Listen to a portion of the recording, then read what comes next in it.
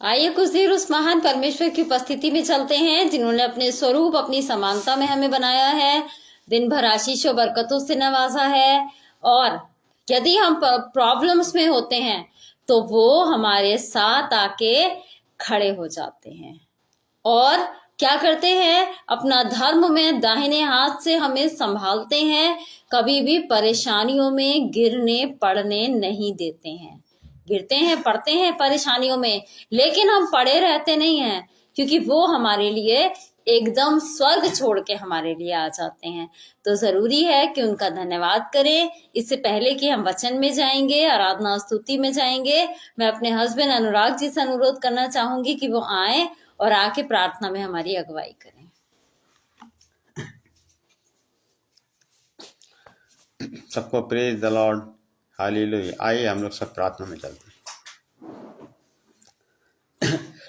धन्यवाद करते हैं महान पिता परमेश्वर, हम आपका धन्यवाद करते हैं कि आपने सुंदर समय दिया, सुंदर शाम दी और खुदा भी सुंदर रात दी। उसके लिए आपका धन्यवाद करते हैं। पूरे दिन आपने संभाल के रखा, उसके लिए धन्यवाद करते हैं। धन्यवाद करते हैं कि आपने हमें जिंदों की दुनिया में रखा और हम लोगों का हर तरह से ख्याल रखा। उसके लिए आपको धन्यवाद करते हैं। धन्यवाद करते हैं भाई अनुपम डेविड जी का जिनका पेज आगरा मसीह मंडली है खुदा, इस पेज के खुदा बहुत आज से बढ़ाई जो इस पेज को खुदा भाई अनुपम डेविड और बहन शबनम जी ने चालू किया खुदा, ये पेज हमेशा चलता रहे और खुदा इसके द्वारा खुदा लाखों आत्माएं बचाई जाएं। खुदा हम धन्यवाद करते हैं।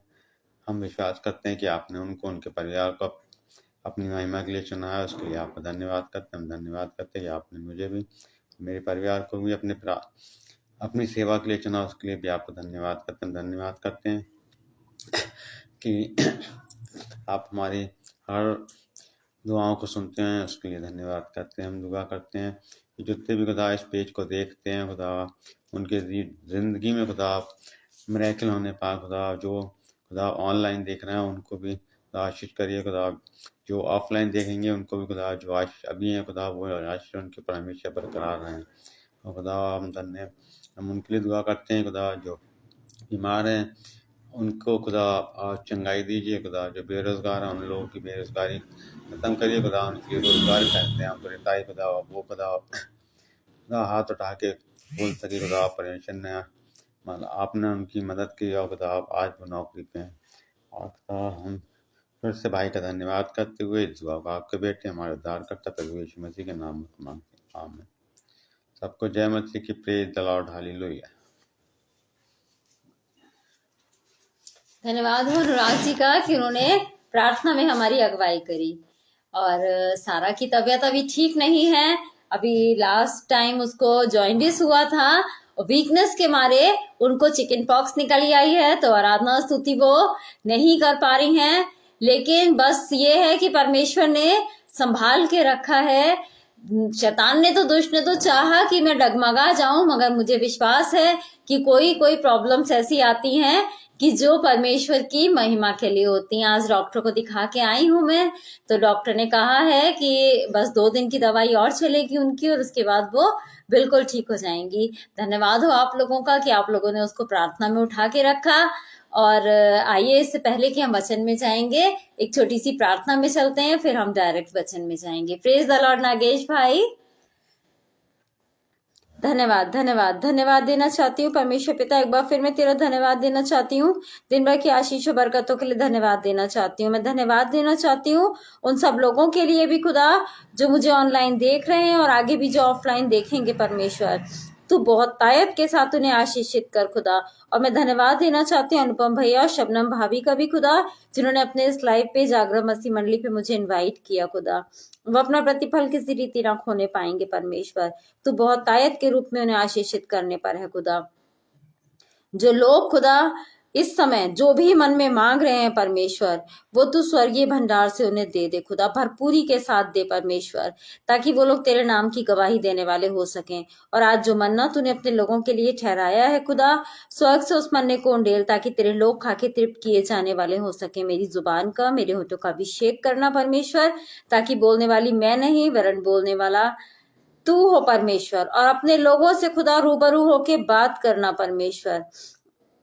नेटवर्क की हर प्रॉब्लम को, गड़बड़ी पैदा करने वाली हर स्पिरिट को तेरे नाम से हम बांध देते हैं।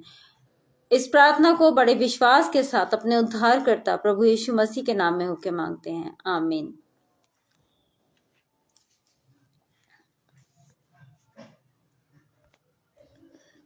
आज का जो हमारा मनन का विषय है वो हमें मिलेगा पहला यूहन्ना उसका 3रा अध्याय और उसकी 5वीं और 6ठी आयत में। तुम जानते हो कि वे इसलिए प्रकट हुआ कि पापों को हर ले जाए। जो कोई उसमें बना रहता है वे पाप नहीं करता। जो कोई पाप करता है उसने ना तो उसे देखा है और ना उसको जाना है। हम सब जानते हैं कि परमेश्वर ने अपना इकलौता पुत्र क्यों दे दिया, हम लोगों के लिए दे दिया कि वह हमारे पापों को हर ले जाए। हम पर दंड की आज्ञा ना हो, इसलिए उसने अपना इकलौता पुत्र हमारे लिए दे दिया। और इकलौते पुत्र ने, हमारे प्रभु यीशु मसीह ने अपने प्राण तक दे दिए कि हम पर दंड की आज्ञा ना हो। इसके आगे परमेश्वर का वचन क्या कह रहा है कि जो कोई उसमें बना रहता है वे पाप नहीं करता। कहते तो हैं हम कि हम उसमें प्रभु में बने हुए हैं। आप प्रभु में कब से आए, आप प्रभु में कब से आए, हम प्रभु में इतने दिनों से हैं। हम ये लैंग्वेज बोलते हैं, लेकिन क्या वाकई में हम प्रभु में रहते हैं? अगर परमेश्वर का वचन ये कह रहा है कि जो कोई उसमें बना रहता है वह पाप नहीं करता, और दिन भर में हम जाने अनजाने में हमसे बहुत सारी ऐसी गलतियां हो जाती हैं। गलतियां अलग बात है और पाप अलग बात है। गलतियां अगर हमसे होती हैं, उन गलतियों की हम क्षमा मांग लेते हैं, परमेश्वर हमें माफ कर देता है। एक गलती, प्रेज द लॉर्ड सिस्टर आरती, एक गलती हमने करी, हमने क्षमा मांग ली और परमेश्वर ने हमें माफ कर दिया। वो हो गई हमारी गलती। दोबारा हमने करी, दोबारा हमने माफी मांग ली, दोबारा वही गलती करी, तीसरी बार वही करी, चौथी बार वही करी, तो वो क्या हो जाता है, वो पाप बन जाता है कि जानबूझकर हम गलतियों पे गलतियां करते जा रहे हैं। हम जानते हैं हमारे परमेश्वर को ये बात नहीं पसंद है, ये बात नहीं पसंद है, उसके बाद भी हम वो गलती कर रहे हैं। कभी कभी क्या होता है, जाने मतलब अनजाने में ही हमसे कोई गलती हो जाती है कि धोखे से हमसे झूठ मुंह से निकल जाता है, या कुछ ऐसा हो जाता है जो परमेश्वर के वचन के खिलाफ है। हम माफी मांग लेते हैं, क्षमा मांग लेते हैं, हमें क्षमा मिल जाती है, और उसके बाद वो अगर हम काम नहीं करते हैं तो हमें वो क्षमा मिल जाती है। लेकिन अब वही काम अगर हम करते रहते हैं, जी भाई, अरे बहुत अच्छी गवाही आपकी है, परमेश्वर आपको यूज कर रहा है भाई। वही काम अगर हम करते रहते हैं, गलतियां करते रहते हैं, तो क्या हो जाता है, परमेश्वर का वचन ये कह रहा है, जो कोई पाप करता है तो क्या करा है उसने, उसे ना देखा है और ना ही उसे जाना है। मतलब हम कह रहे हैं कि हाँ प्रभु यीशु मसीह है, वो हमारा उद्धार करता है, वो हमें स्वर्ग तक ले जाने की मार्ग सच्चाई और जीवन वही है, वो हमें स्वर्ग तक ले जाने की सामर्थ्य रखता है, लेकिन हम उसके अकॉर्डिंग काम नहीं कर रहे हैं। तो फिर हम कैसे कह सकते हैं कि हम उसे जानते हैं? वो परमेश्वर का पुत्र है, हमारा दोस्त है, हमारा भाई है, हमारा पिता है, हमारा जीवन साथी है, हमारा सब कुछ है, जब हमने उसे जाना ही नहीं।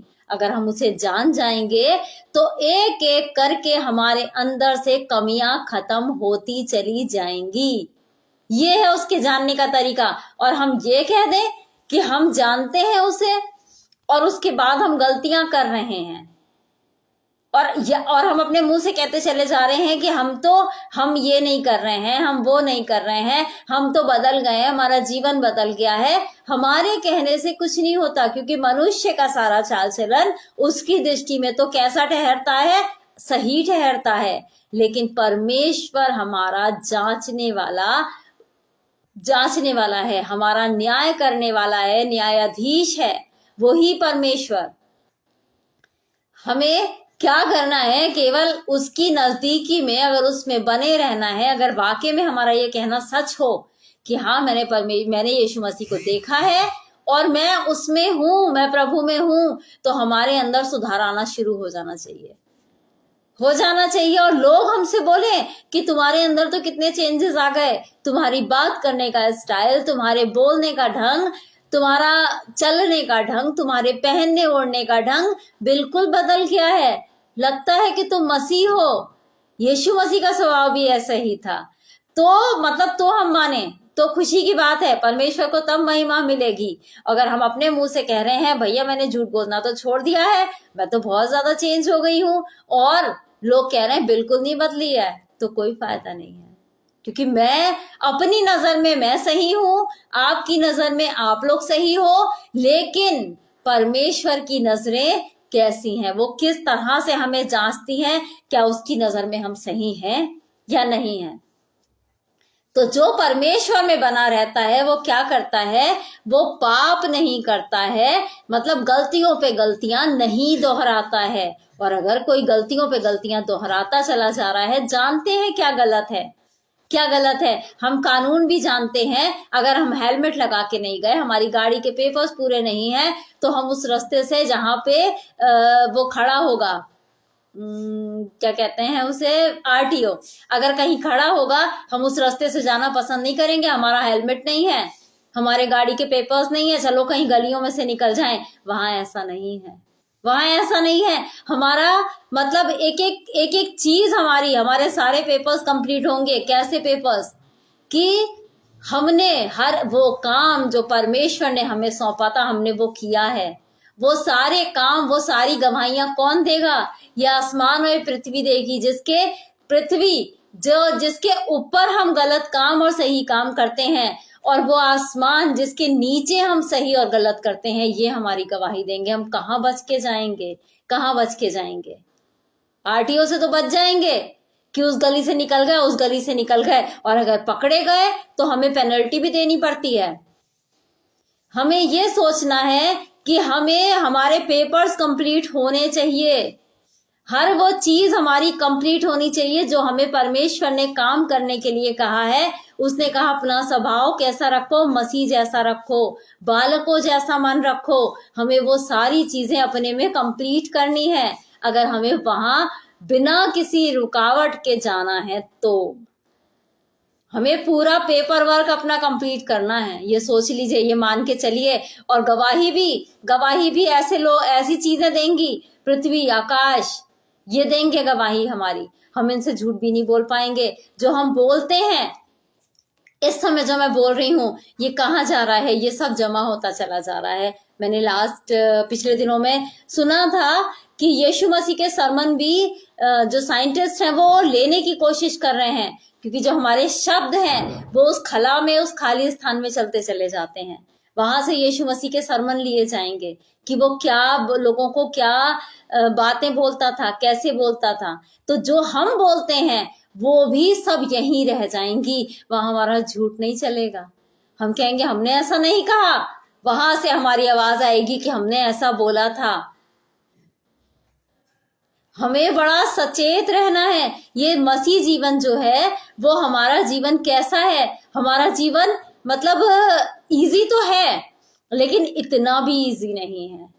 ये सोचिए, कीचड़ में खड़े रहना है, कीचड़ में रहना है, और वाइट कपड़े पहन के कि हमारे कपड़ों पे एक भी दाग ना लगे। ऐसा जीवन है। हमें सचेत रहना है। परमेश्वर का वचन भी कहता है सचेत रहो, सचेत रहो, सोचो कहीं ऐसा ना हो कि तुम कहां से गिरा दिए जाओ। बच के रहो, संभल के रहो। हमें संभल के रहना है। हम छोटी छोटी चीजों को इग्नोर करते चलते हैं, लेकिन हमारा पिता जो है वो उन चीजों को भी काउंट करेगा, काउंट की जाएंगी। अगर पिता चाहे भी कि नहीं चलो मेरे बच्चे हैं, थोड़ा सा गलत कर दिया, चलो कोई बात नहीं, लेकिन कोई है जो आके खड़ा हो जाएगा, शैतान आके खड़ा हो जाएगा। वो कहेगा इन्होंने कहाँ तुम्हारी बात मानी, कहाँ मानी। मैंने इनसे कहा झूठ बोलो, इन्होंने झूठ बोला। मैंने इनसे कहा गलत करो, इन्होंने गलत किया। ये तो मेरे बच्चे हुए, तुम्हारी कौन सी बात इन्होंने मानी। तब पिता भी कुछ नहीं कर पाएगा, चाहते हुए भी कुछ नहीं कर पाएगा, और शैतान हमें खींच के ले जाएगा। हम कुछ ऐसा क्यों ना ऐसा करें, क्यों ना हम कुछ ऐसा करें जो प्रभु यीशु मसीह घमंड के साथ कहे कि ये है मेरे बच्चे, इन्होंने सब कुछ सह लिया, दुख तकलीफें सह ली, हर चीज सह ली, लेकिन ये अपने मार्ग से नहीं हटे। जैसे यीशु मसीह वो अपने उद्देश्य से, उस लक्ष्य से, जो उसका टारगेट था, उससे इधर उधर नहीं हुआ। जबकि लोगों ने उसे बहुत सताया, बहुत कुछ उसके संग ऐसा हुआ जो अगर हम होते तो शायद हम फिसल जाते, उस रास्ते से पलट जाते। लेकिन यीशु मसीह नहीं पलटा। यीशु मसीह वही कन्फर्मेशन हमसे भी चाहता है, वही कन्फर्मेशन चाहता है कि हम भी उसकी तरह बने। तभी पौलुस कहता है, मतलब हम ये ना कह दें कि कहीं ऐसा तो नहीं कि यीशु मसीह तो होली स्पिरिट पाए हुए था, ऐसा था वैसा था, परमेश्वर का पुत्र था, सामर्थी था, इस मारे वो कर पाया। तभी पौलुस कहता है तुम मेरी सी चाल चलो जैसा मैं मसीह की सी चाल चलता हूं। क्या हम पौलुस की सी चाल चलते हैं? पौलुस कैसा था? बिल्कुल ऑपोजिट था। जो यीशु मसीह को मानते हैं, जो मसीह को मानते थे, परमेश्वर को मानते थे, उन्हें सताता था और उसे बहुत अच्छा लगता था। उन्हें सता के बहुत अच्छा लगता था। लेकिन जब चेंज हुआ, जब उसका एनकाउंटर परमेश्वर के साथ हुआ, उसने अपने आप को चेंज कर दिया। उसने अपनी प्रॉब्लम्स, उसने अपने दुख तकलीफ, अपना कंफर्ट, सब कुछ छोड़ दिया। वो चीज हमारे अंदर क्या है? परमेश्वर के लिए उसने सब कुछ करने को तैयार हो गया कि नहीं, जिससे मेरा एनकाउंटर हुआ है, जो सृष्टि करता है, जो मेरे लिए, जिसने मेरे लिए जो अपने पुत्र को दिया, जिसने मेरे लिए सब कुछ किया, मैं उसके खिलाफ कैसे हो जाऊं? उसके खिलाफ कैसे हो जाऊं? ये सोचा उसने। क्या आज हम ऐसा सोचते हैं कि वो कितना प्रेम करता है, हम उस लायक भी नहीं हैं। कहाँ वो सृष्टि करता, स्वर्ग में विराजने वाला प्रभु, और कहाँ हम उसके पांव की चौकी है ये पृथ्वी, हम वहां रहते हैं। उसके बाद भी इतना प्यार करता है कि उसकी दृष्टि हम पर सदैव बनी रहती है। इतने बड़े बड़े उसने प्रॉमिसेस किए हैं उसने। इब्रानियों की पत्री, उसका चौथा अध्याय और उसकी 15वीं आयत भी हमसे यही कहती है, क्योंकि हमारा महायाजक ऐसा नहीं जो हमारी निर्बलताओं में हमारे साथ दुखी ना हो सके, वरन वे सब बातों में हमारे समान परखा गया तो भी निष्पाप निकला। हमारे समान वो परखा गया। वो जानता है परीक्षाएं कैसी होती हैं, और वो उन परीक्षाओं में हमारे साथ आके खड़ा हो जाता है।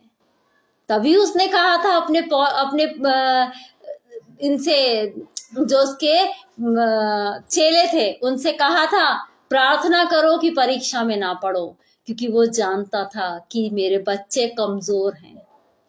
ऐसा नहीं है कि हम दुखी होंगे, परेशान होंगे तो वो बहुत खुश होगा कि तुम लोगों ने मुझे सताया है, मेरा कहना नहीं माना, अब देखो भुगतो। नहीं, वो हमारी प्रॉब्लम्स में, हमारी निर्भरताओं में हमारे साथ आके खड़ा हो जाता है, दुखी होता है हमारे संग। मैं एक छोटी सी गवाही देना चाहूंगी। काफी टाइम पहले की बात है, जाने किसी बात के लिए मैं काफी टाइम हो गया इस बारे में भूल गई किस बात के लिए मैं टेंशन में थी, बहुत ज्यादा मैं दुखी थी। मैं अंदर वाले रूम में बैठी और बैठ के मतलब बस सोच ही रही थी कि परमेश्वर क्या करूं क्या नहीं करूं, अकेले बैठी थी। और आपको विश्वास नहीं होगा, मेरे हाथ पे, रूम के अंदर पानी की एक बूंद मेरे हाथ पे आके गिरी, पानी की बूंद गिरी, और मैं समझ नहीं पाई। मैंने आसपास देखा, मैंने कहा शायद हो सकता है हस्बैंड हो या बेबी हो कि पानी ये लोग पी रहे हो या कहीं से छिटक के आया हो। तो ऐसा कुछ भी नहीं था। कोई कीड़, जो ये होते छिपकली वगैरह, वो भी कोई आसपास नहीं थी। मेरा दिल ऐसा हो गया, मैंने कहा परमेश्वर मैं दुखी हूं, तू रो रहा है। जिस प्रॉब्लम के लिए मैं दुखी थी, मुझे याद नहीं है कि क्या परेशानी थी, मुझे जिस परेशानी के लिए मैं दुखी थी मैंने छोड़ दिया वो। बस मुझे ये याद है इस समय कि यीशु मसीह वो भी रोया था मेरे साथ। तो वो हमारी क्या करता है, निर्बलताओं में, हमारे दुख में वो भी हमारे साथ दुखी होता है। मैं अकेला कभी नहीं छोड़ता है। मैंने सारी चिंताएं, सब कुछ परमेश्वर के ऊपर छोड़ दिया। मैंने कहा परमेश्वर मैं आज के बाद मैं दुखी नहीं होंगी, क्योंकि मेरा निगहबान कौन है? मेरा निगहबान तू है। आज का दिन है, वो दिन है, और आज का दिन है, मैं किसी बात की चिंता नहीं करती, किसी बात की चिंता नहीं करती। मतलब अगर टेंशन किसी बात की हो जाती है तो मैं उस चीज को कैंसिल करती हूँ, उस चीज को मैं, जो नेगेटिव थॉट्स आते हैं उनको मैं कैंसिल कर देती हूँ। मैं कहती हूँ मेरा पिता है ना मुझे देखने वाला, और मेरा पिता जिंदा है, उस चीज को मैं क्लेम करती हूँ, और परमेश्वर उन प्रॉब्लम्स में से, उन परेशानियों में से निकाल के बाहर खड़ा करता है, बाहर खड़ा करता है। और बहुत बड़ी बड़ी, मेरे जीवन में तो बहुत बड़ी बड़ी गवाहियां हैं, बहुत बड़ी बड़ी गवाहियां हैं मुझे। मतलब मैं शायद दे भी चुकी हूँ, आप लोग जानते भी होंगे कि डॉक्टर ने कह दिया था इनके चांसेस नहीं है बचने के, केवल 5% चांस हैं, ये नहीं बचेंगी, कोमा में चली गई थी। लेकिन बस ये था कि मेरे हस्बैंड का विश्वास था कि सही होगी। वो मेरे सिरहाने, आईसीयू में एडमिट थी मैं, और वो मेरे सिरहाने बैठ के केवल प्रेयर ही करते रहते थे। उनका, जहां तक मैं सोचती हूँ, उन्हीं का विश्वास था। उन्होंने परमेश्वर से मांगा, परमेश्वर ने मुझे क्या किया? जीवन दान दिया, और अपनी महिमा के लिए मुझे खड़ा किया। ऐसा 2 बार मेरे साथ हो चुका है। उसके बाद डॉक्टर ने मेरे से कह दिया इनकी किडनी डैमेज, मेरे लिए कह दिया था इनकी किडनी डैमेज हो चुकी है, इनकी किडनी डैमेज हो चुकी है, इन्हें डायलिसिस पे लेना पड़ेगा। मैं तो अनकॉन्शियस ही थी, मतलब लगभग मैं 4-5 दिन, मुझे कुछ ही होश भी नहीं था मैं कहाँ हूँ कहाँ नहीं हूँ। और डॉक्टर ने इनसे कह दिया था कि डायलिसिस पे लेना पड़ेगा इन्हें, और इनकी किडनी डैमेज हो चुकी है। मगर परमेश्वर का धन्यवाद करती हूँ कि कोई डायलिसिस नहीं, कुछ नहीं। ये है मेरे जीवन की गवाहियां। वो हाथ में लेके चलता है, हाथ में अपने लेके चलता है। किसी भी प्रेज द लॉर्ड अनुपम भैया, किसी भी प्रॉब्लम में, परेशानी में पड़ने नहीं देता है। पढ़ती हूँ, पड़े रहने नहीं देता है, पड़े रहने नहीं देता है। उसके बाद डॉक्टर ने बोल दिया था इनका ब्रेन रिस्पॉन्ड नहीं कर रहा है। हमने 20% से मेडिसिन शुरू करा था, हम 80 पे पहुंच गए हैं। 80% जो मेडिसिन दे रहे हैं, इनका मतलब बॉडी भी रिस्पॉन्ड नहीं कर रहा है। हो सकता है जिस समय ये होश में आए तो क्या हो, ये इधर उधर की बातें करने लगे, मतलब पागल हो जाएं। साफ कह दिया था कि कुछ नहीं कह सकते, कि ये सेंस में भी बात कर सकती है कि नहीं कर सकती है, या पूरी लाइफ लॉन्ग ये ऐसे ही रहेंगी। लेकिन परमेश्वर का धन्यवाद हो कि परमेश्वर को अपनी महिमा मुझसे लेनी थी। परमेश्वर ने उस चीज को भी, जो डॉक्टर ने बोला था, उसे कैंसिल किया, क्योंकि हमारा खुदा जो है वो डॉक्टरों का डॉक्टर है। वो जो प्रेस्क्राइब कर दे, वो जो डायग्नोज कर दे, वो होता है। डॉक्टर्स कुछ भी कह रहे हैं, कुछ भी कहते रहें, कोई फर्क नहीं पड़ता, हमें सीरियसली नहीं लेना है। डॉक्टर कुछ भी कह रहे हैं। आज डॉक्टर्स ने कहा है आपकी बीमारी लाइलाज है, ये बीमारी आपको रहेगी लाइफ लॉन्ग। हम नहीं जानते डॉक्टर को, हम किसे जानते हैं? डॉक्टरों के डॉक्टरों को, उसको जानते हैं जो लाजर को जिंदा करने वाला, उसको हम जानते हैं जो मुर्दे को खड़ा करने वाला है, जो कोड़ियों को चंगाई देने वाला है, जो लंगड़े लूलों को चंगाई देने वाला है, उसको हम जानते हैं। वो है हमारा डॉक्टर। जो वो डायग्नोस कर दे वही होना है, वही होना है। तो उसके लिए हमें क्या करना है? अगर हम उसमें बने रहना चाहते हैं तो हमें पाप नहीं करना है। पाप, गलतियां इंसान से होती हैं, गलतियां हो जाती हैं, हमें उस चीज के लिए परमेश्वर से क्षमा मांगनी है। लेकिन वो गलतियों को दोहराना नहीं है, बार बार दोहराना नहीं है। और हमारा कॉन्शियस हमें बताता चलता है कि कहाँ हम गलत हैं और कहाँ हम सही हैं। कॉन्शियस हमारा बताता चलता है। ये नहीं कि हमें पता ही नहीं चल पाता कि हमसे गलतियां हो जाती हैं, हमें पता ही नहीं चल पाता। लेकिन हम जानते हैं, हमारा कॉन्शियस हमें बता देता है कि यहाँ तुम गलत हो, यहाँ गलत हो, यहाँ तुमने देखो इतनी बड़ी गलती करी जो तुम्हारे परमेश्वर के खिलाफ है, जो खिलाफ है, जो परमेश्वर नहीं चाहता था, वो गलती तुमने करी है। कभी कभी हम बहुत उतावली से, किसी से गुस्से में बहुत कुछ बोल जाते हैं, उसके बाद हमें अफसोस होता है कि नहीं, हमें नहीं करना चाहिए था। हम होते कौन है? न्याय करने वाला, दोष लगाने वाला केवल एक ही है। हम कौन होते हैं दोष लगाने वाले? और हम उतावली में बोल जाते हैं कि नहीं, तुम्हारे अंदर ये कमी है, तुम्हारे अंदर वो कमी है, तुमने ऐसा किया, तुमने वैसा किया। तुम गलत हो, तुम्हें देखना तुम भुगतोगे। हमें नहीं कहना है। तभी परमेश्वर का वचन हमसे क्या कहता है, तेरे वचन क्या हो, थोड़े ही हो, थोड़े ही हो। हमें उतावली से कोई बात नहीं कहनी है, कोई बात नहीं कहनी है। सुनने में हमें तत्पर रहना है, सुनना है, हमें सुनना है। हमें बोलना कम है, सुनना ज्यादा है और काम ज्यादा करना है। ऐसा भी नहीं कि चुप रहे, बोलना भी है। बोलना क्या है, परमेश्वर के नाम की गवाही देनी है। कि जैसे मेरे जीवन में जो गवाहियां हुई हैं वो मैंने आप लोगों को बताई हैं। ऐसा नहीं है कि आपके जीवन में परमेश्वर ने गवाहियां ना बनाई हो, हम सबके जीवन में गवाहियां हैं।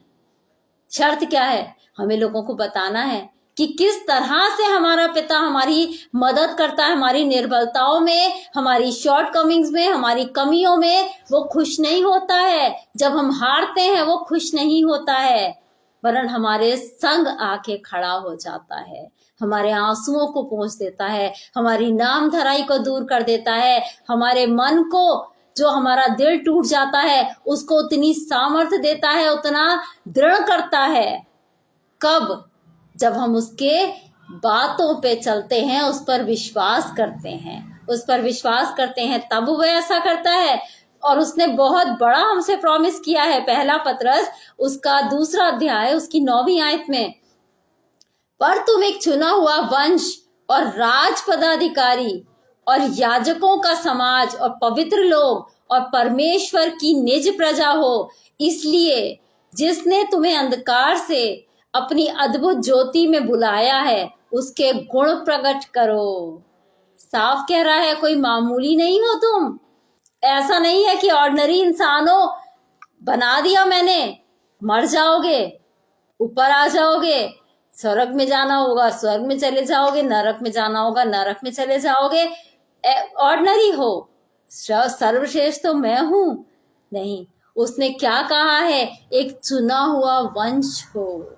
चुना हुआ वंश जिसको परमेश्वर ने कब से चुन लिया था, आदि से चुन लिया था, अपने लिए चुन लिया था, क्योंकि वो जानता था कि हम उसके लिए कुछ कर सकते हैं। और आज अगर हम शांत बैठे हैं तो हमारे लिए बड़ी शर्म की बात है कि हम चुना हुआ वंश होने के बावजूद आज हम शांत बैठे हैं, कोई काम नहीं कर रहे हैं, कोई काम नहीं कर रहे हैं। क्या कहता है, राज पदाधिकारी, वो स्वर्ग का राज्य, उसके पद के अधिकारी हैं हम। याजकों का समाज, मतलब याजक कौन, एक गुरु, एक धर्म गुरु है हम, पवित्र लोग हैं हम, और परमेश्वर की निज प्रजा। निज प्रजा, निज मतलब बिल्कुल क्लोज है हम परमेश्वर के। इसलिए जिसने तुम्हें अंधकार में से अपनी अद्भुत ज्योति में बुलाया है। हम कहाँ थे, अंधकार में भटक रहे थे। आज भी हम क्या करते हैं, आज भी उस ज्योति से निकल के हम अंधकार के कामों को करते हैं, अंधकार में जाना पसंद करते हैं। उस शैतान के जो अंधकार है उसके काम हमें बड़े अच्छे लगते हैं। झूठ बोलना, अपना टाइम बर्बाद करना, वो काम हमें बड़े अच्छे लगते हैं। चुगली करना, इधर की बातें उधर की बातें इधर करना, लोगों के अंदर दोष लगाना, अंधकार के काम हमें अच्छे लगते हैं। तो इसका मतलब हम अंधकार में अभी भी हैं। लेकिन परमेश्वर का वचन तो हमसे ये कह रहा है कि उसने क्या किया है, अंधकार में से अपनी ज्योति में बुलाया है, उसके गुण प्रकट करो। आज हमारे अंदर ज्योति का क्या गुण है? क्या जिस जगह कहते हैं लोग, मैंने सुना है लोगों से, अरे वहां गए थे, वहां बहुत सारे, उनके घर पे तो बहुत बंधन थे, उस जगह गए थे, उस जगह तो इतने ज्यादा वहां पे अंधकार की सामर्थ काम कर रही थी। अरे भाई, हम किस लिए ज्योति बने हैं, हम किस लिए ज्योति की संतान हैं? यीशु मसीह जिस समय कहाँ गया था, गरासेनियों के देश में गया था। जो सेना था, कब्रों में से निकल के जब वो आया था, उसने कहा था, तुझे मुझसे क्या काम। सारी अंधकार की ताकतें जिस जगह वो जाता था वहां से दूर हो जाती थीं। आज हम कैसी ज्योति हैं जो अंधकार ही नहीं मिटा पा रहे हैं, बंधन ही नहीं तोड़ पा रहे हैं। कहाँ की आग है आज हमारे अंदर कहाँ की आग है? हमें तो ऐसा होना चाहिए ना कि जिस जिस जगह हम जाएं वहां के बंधन टूटते चले जाएं, वहां जो अंधकार की सामर्थ काम कर रही है वो सब कुछ ज्योति में आ जाए। हमारे अंदर इतनी आग होनी चाहिए कि जो बंधन है वो बंधन जल के राख होने पाए, तब हम कह सकते हैं कि हम उस ज्योति की संतान हैं। आज ज्योति की संतान तो हैं। आज हमने देखा है कि वो फ्यूज बल्ब भी होता है ना, कहते तो उसे बल्ब है, यानी उसे और कुछ नहीं कह देते। बुझी हुई मोमबत्ती है, उसे कहेंगे तो मोमबत्ती कैंडल ही कहेंगे, लेकिन क्या है, क्या वो किसी काम की है? फ्यूज बल्ब है, नाम बल्ब है, लेकिन कोई रोशनी नहीं कर पा रहा। बुझी हुई कैंडल है, कैंडल तो नाम है, लेकिन वो कहीं उजाला नहीं कर पा रही है। वही सेम आज हम बने बैठे हैं, ज्योति की संतान तो बन गए। क्या जो लोग अंधकार में हैं, जिस तरह से हमारा परमेश्वर हमें अंधकार में से लेके आया, क्या हम लोगों को उस अंधकार में से लाने की सामर्थ्य रखते हैं? उस अंधकार में हम दिखा रहे हैं लोगों को कि नहीं, जो मार्ग ये है, तुम गलत राह पे हो, ये मार्ग है, यही सत्य है, यही जीवन है। क्या लोग हमारे द्वारा सही राहों पे चल पा रहे हैं? नहीं। आज हम किस जगह पे हैं? हम ज्योति बने बैठे हैं, लेकिन ज्योति कैसी बने बैठे हैं? बुझी हुई ज्योति बने बैठे हैं। कोई आग नहीं है, कोई लौ नहीं है, कोई गर्माहट नहीं है, कुछ भी नहीं है हमारे अंदर। क्यों? क्योंकि हमने अपनी पवित्रताई को त्याग दिया है। हमने गलतियों पे गलतियां करके उनको पाप की श्रेणी में कर दिया है, और अगर हम उस पाप की श्रेणी में आ गए तो हमारा जो पिता है वो पाप को नहीं देख सकता। अपने बेटे पर से उसने मुंह फेर लिया था, बेटे की तरफ से उसने मुंह फेर लिया था, जबकि बेटा तो हमारा पाप लेके गया था। इतनी निर्मल है उसकी आंखें। हमने खुद अपने आप को उस पिता से दूर कर दिया है। हमें अपने आप को पहचानना है, जानना है कि हम क्या हैं। हमें ये बात याद रखनी है कि हम कौन हैं। हम मामूली लोग नहीं हैं। एक चुना हुआ वंश, राज पदाधिकारी। Praise the lord sister Valita. राज पदाधिकारी हैं हम, पवित्र लोग हैं, याजकों का समाज हैं हम।